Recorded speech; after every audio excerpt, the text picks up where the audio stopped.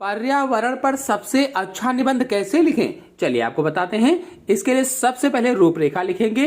रूपरेखा के अंतर्गत प्रस्तावना, पर्यावरण का अर्थ, पर्यावरण दिवस, पर्यावरण का महत्व, पर्यावरण प्रदूषण, पर्यावरण प्रदूषण से हानियां, पर्यावरण सुरक्षा के उपाय और उपसंहार। फिर पहली हेडिंग डालेंगे प्रस्तावना और लिखेंगे पर्यावरण मानव को पृथ्वी पर जीवन के लिए आवश्यक संसाधन और जीविका प्रदान करता है। हवा, पानी, आकाश, जमीन, जीव जंतु, वनस्पति, पेड़ पौधे आदि मिलकर पर्यावरण बनाते हैं। पर्यावरण प्रकृति का एक अनमोल उपहार है। पर्यावरण हम सबको स्वस्थ रूप से जीवन जीने का अच्छा माहौल देता है, लेकिन मानवों ने अपने लालच को पूरा करने के लिए पर्यावरण को इतना दूषित कर दिया है कि आज धरती पर सारे जीव जंतु उसका परिणाम भुगत रहे हैं। फिर अगली हेडिंग डालेंगे पर्यावरण का अर्थ। तो पर्यावरण शब्द दो शब्दों से मिलकर बना है। परिधन आवरण, जिसमें परि का मतलब है हमारे आसपास या हमारे चारों तरफ, और आवरण का मतलब है जो हमें चारों ओर से घेरे हुए हो। इस प्रकार पर्यावरण शब्द का अर्थ हुआ कि ऐसा आवरण जो हमें चारों ओर से घेरे हुए है, पर्यावरण कहलाता है। यह एक तरह से हमारा सुरक्षा कवच है जो हमें प्रकृति से विरासत में मिला है। दूसरे शब्दों में कहें तो जैविक और अजैविक घटकों का आपसी संबंध पर्यावरण कहलाता है। फिर हेडिंग डालेंगे पर्यावरण दिवस।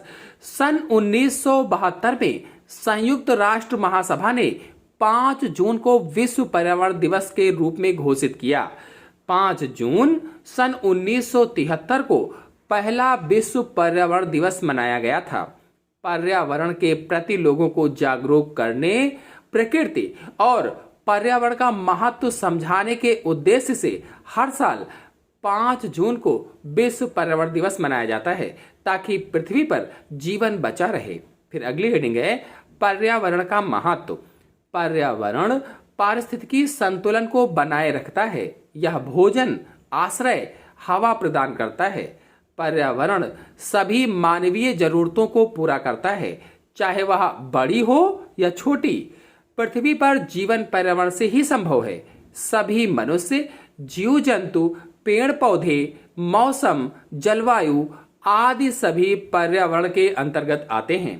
पर्यावरण न केवल जलवायु में संतुलन बनाए रखने का काम करता है, बल्कि जीवन के लिए आवश्यक सभी चीजें भी प्रदान करता है। हमारा पर्यावरण प्राकृतिक सौंदर्य का स्रोत है और शारीरिक तथा मानसिक स्वास्थ्य को बनाए रखने के लिए आवश्यक है। इसलिए पर्यावरण के महत्व को समझते हुए हम सभी को अपने पर्यावरण को बचाने में सहयोग करना चाहिए। फिर अगली हेडिंग है पर्यावरण प्रदूषण।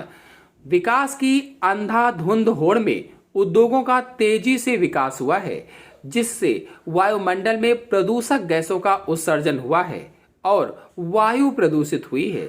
बड़े बड़े उद्योगों के अपशिष्ट जल से नदियों में गिरने से जल प्रदूषण हो गया है।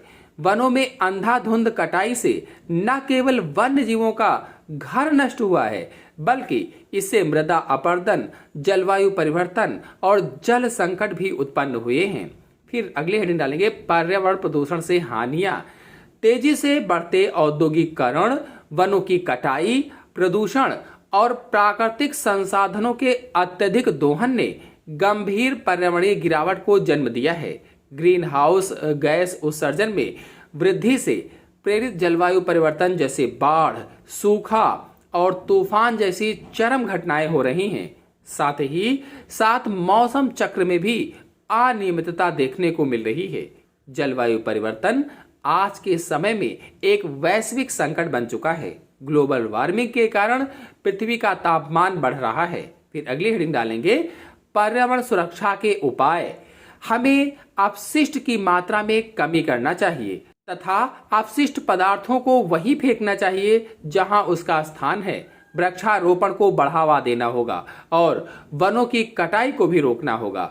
वृक्ष कार्बन डाइऑक्साइड को अवशोषित करते हैं और उसके बदले ऑक्सीजन देते हैं, जिससे वायु शुद्ध रहती है। हमें जल संसाधनों का संरक्षण करके पानी की बर्बादी को रोकना चाहिए।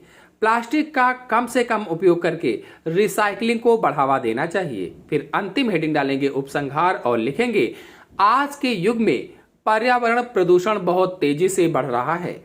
बढ़ती जनसंख्या और बड़ी बड़ी इमारतों के कारण पर्यावरण की प्रकृति नष्ट हो रही है। जगह जगह वृक्ष काटे जा रहे हैं। इतना ही नहीं, जहां वाहनों का धुआं, मशीनों की आवाज, खराब रासायनिक जल आदि की वजह से प्रदूषण हो रहा है, जिसके कारण हमें अनेक बीमारियों का सामना करना पड़ रहा है। हमें पृथ्वी के संरक्षक के रूप में अपनी भूमिका को पहचानना होगा। छोटे छोटे प्रयासों से हम एक बड़ा परिवर्तन ला सकते हैं और भविष्य में अपनी आने वाली पीढ़ियों के लिए एक स्वस्थ और सुरक्षित पर्यावरण दे सकते हैं। इसी के साथ आप सभी लोगों को धन्यवाद।